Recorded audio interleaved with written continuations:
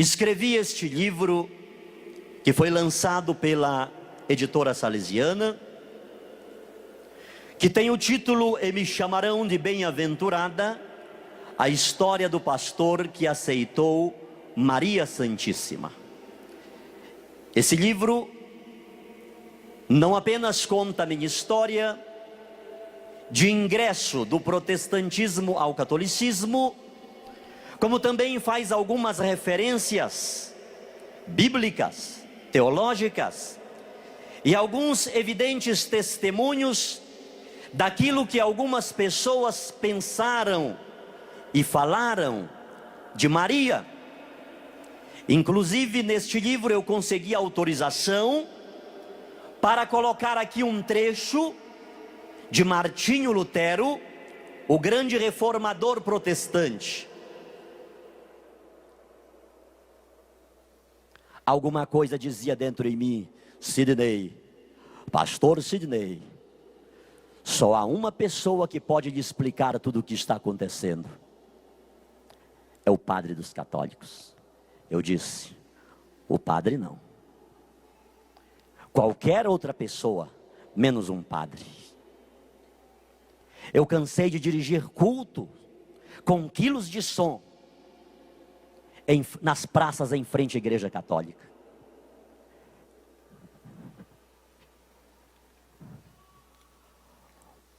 Hoje a Bíblia que eu tenho aqui, não se assustem, é uma Ave Maria. Mas há 12 anos atrás eu usava uma Bíblia mais ou menos desse tamanho, maior que esta, uma Bíblia pentecostal. E quantas vezes eu a ergui em palcos, em frente de igreja católica, e disse: reverendo, a sua Bíblia não diz isto, isto e mais isto? No livro tal, capítulo tal e versículo tal, não diz isto? Quantas vezes eu entrei na casa de católicos e os fiz quebrar imagens? Eu nunca quebrei uma imagem católica, mas eu fiz católicos quebrar imagens com as próprias mãos. Eu vi católicos destruir oratórios inteiros.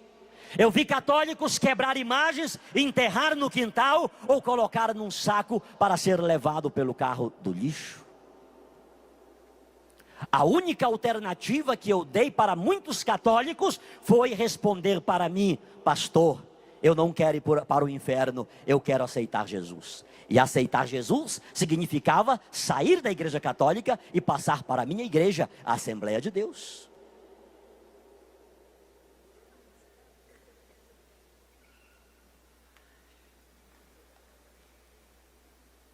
E aquela voz se foi fortalecendo dentro de mim, dizendo: é o padre. O padre não. Eu não gostava de padre. Eu dizia que os católicos só eram errados por causa dos padres que não ensinavam a verdade para o povo. Eu dizia que eles eram aqueles fariseus dos quais Jesus falou que estavam na porta, não entravam e não deixavam ninguém entrar. Mais que isso, eu dizia que o Papa era o anticristo, o falso profeta. E aquela voz foi dizendo: mas é o padre. Já se aproximava das 6:30 da manhã, tomei um banho, aprontei-me, e pela primeira vez na vida, dirigia-me a uma igreja católica. Ao chegar à frente daquela igreja, informaram-me que o padre só chegaria por volta das 9 da manhã, uma vez que fora celebrar em uma comunidade. Pediram que eu aguardasse dentro da igreja, o que eu não quis fazer, porque não queria me contaminar dentro da igreja dos católicos. Fiquei lá na porta e escutei um barulho dentro da igreja.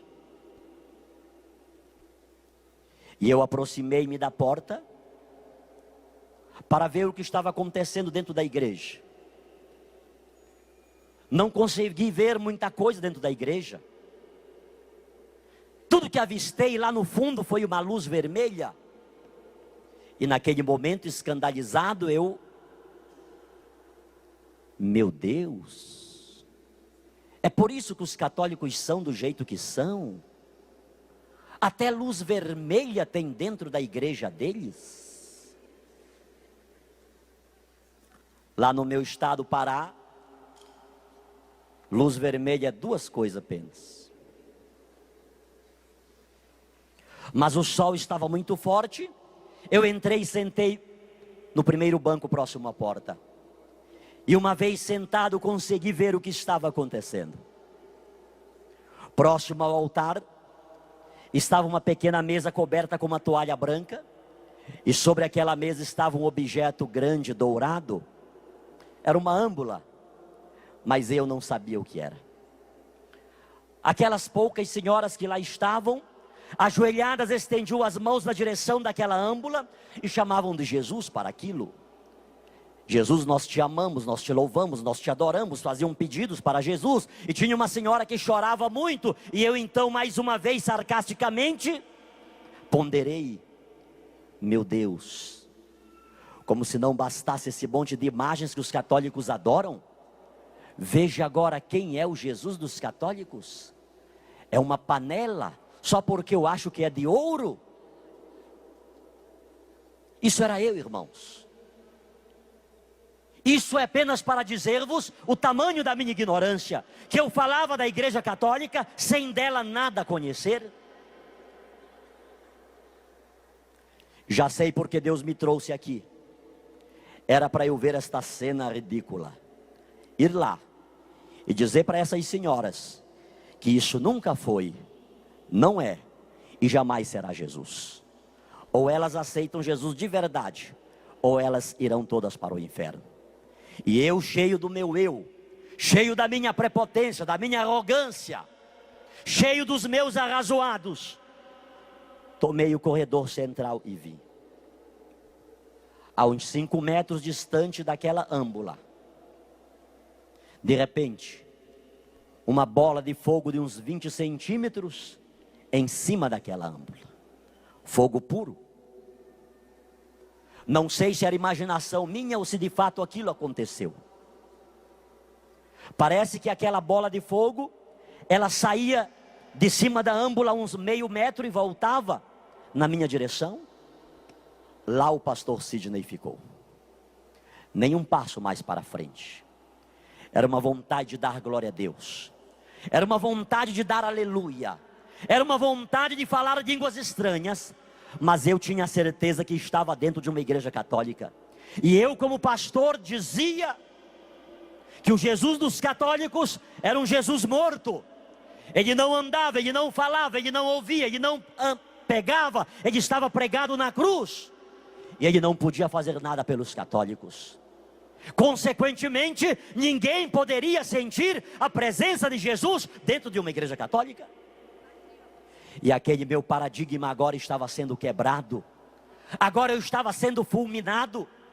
Mas diante daquele desejo, daquela vontade de glorificar ao Senhor, o meu arrazoado, o meu preconceito, o meu paradigma era muito maior.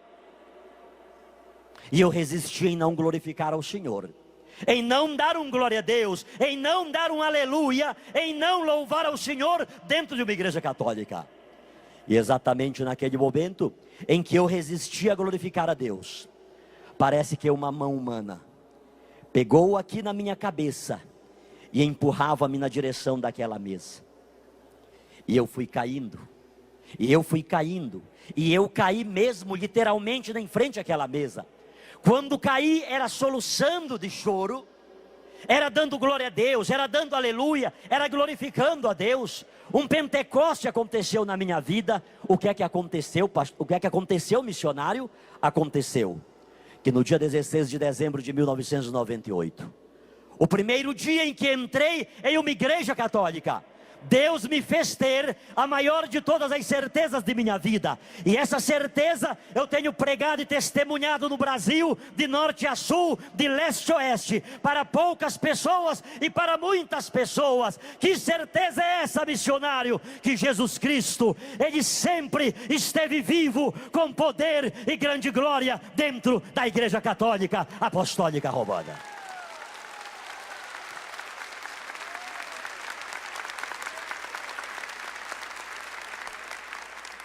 Quando dali levantei, já era uma outra pessoa. Levaram-me aos bispos, a vários padres, e depois de longa conversa, eu superficializei tudo aqui convosco. Depois de detalhes, eles chegaram a uma conclusão: pode ter sido, ninguém disse que era, e eu não ando dizendo isso para ninguém. Pode ter sido uma aparição de Nossa Senhora. Para mim,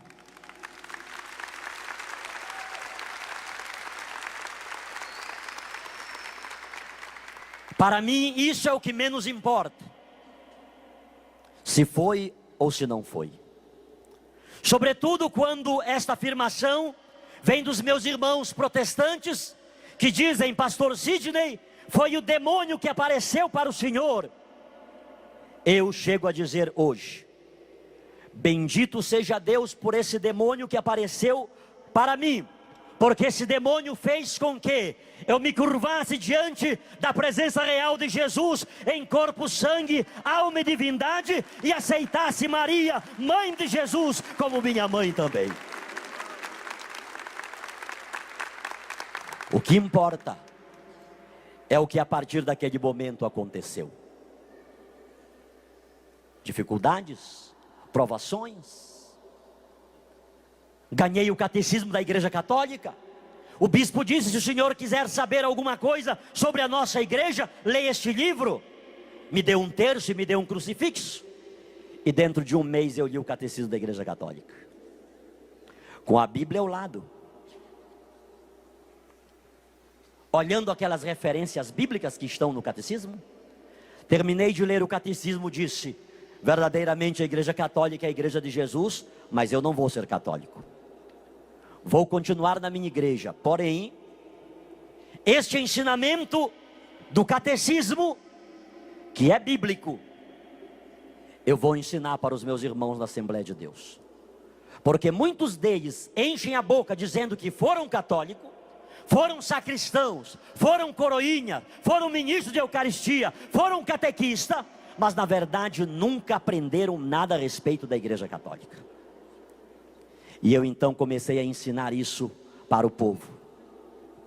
É justamente em meio desse ensinamento que comecei a dizer para as pessoas que os católicos não adoravam imagens, que a Bíblia católica não era uma Bíblia falsa, que o Papa é sim um querer de Deus instituído por Cristo.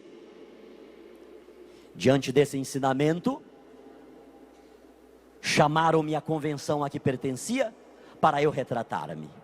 Ou eu deixava de pregar sobre Maria, ou eu seria disciplinado, seria afastado de minhas atividades pastorais.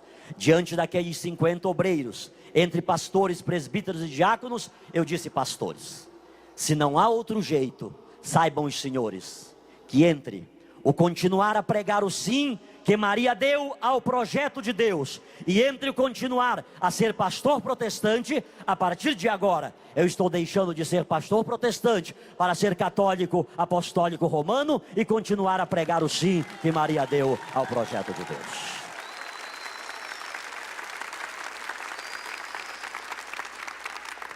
Fique de pés um minutinho, por favor. Mais que falar de Maria, mais que falar de Maria, sobretudo a partir da teologia, a partir da Bíblia, é viver com Maria. Mais que falar de Maria, é tê-la como mãe. é tê-la como intercessora.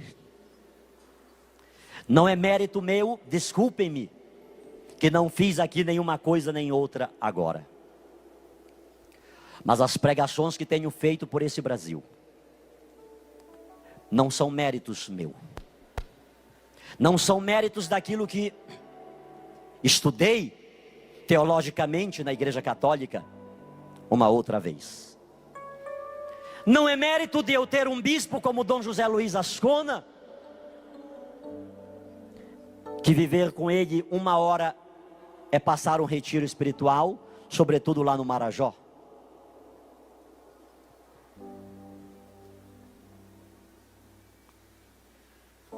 Mais que tudo isso, é sentir Maria, é ser tocado por ela, é ser abraçado por ela.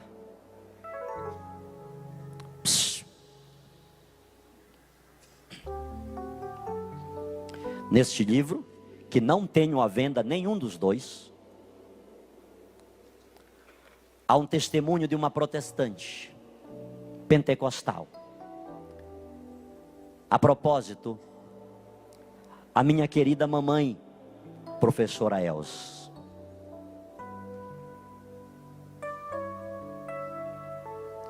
No momento em que já como católico ela pediu-me para fazer uma reflexão sobre o Natal.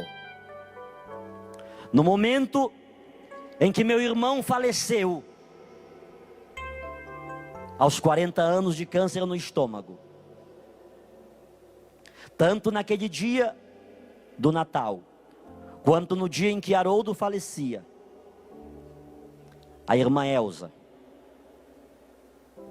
teóloga, diretor de instituto teológico, após o que eu falei no dia do Natal, na presença de meu irmão pastor e outras pessoas, a partir do rosário que terminei de rezar na hora que Haroldo morreu, mamãe disse assim: minha mãezinha do céu, minha mamãe Maria, me dá força para eu continuar em pé diante desta cruz, como tu ficaste em pé diante da tua, sem blasfemar, sem murmurar.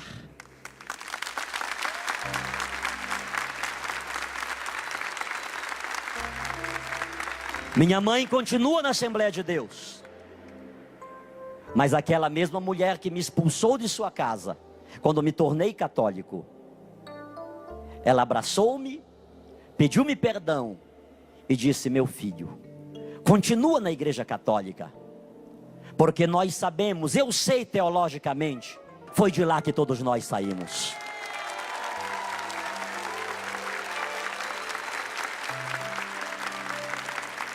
Mais que falar de Maria, é senti-la em nós.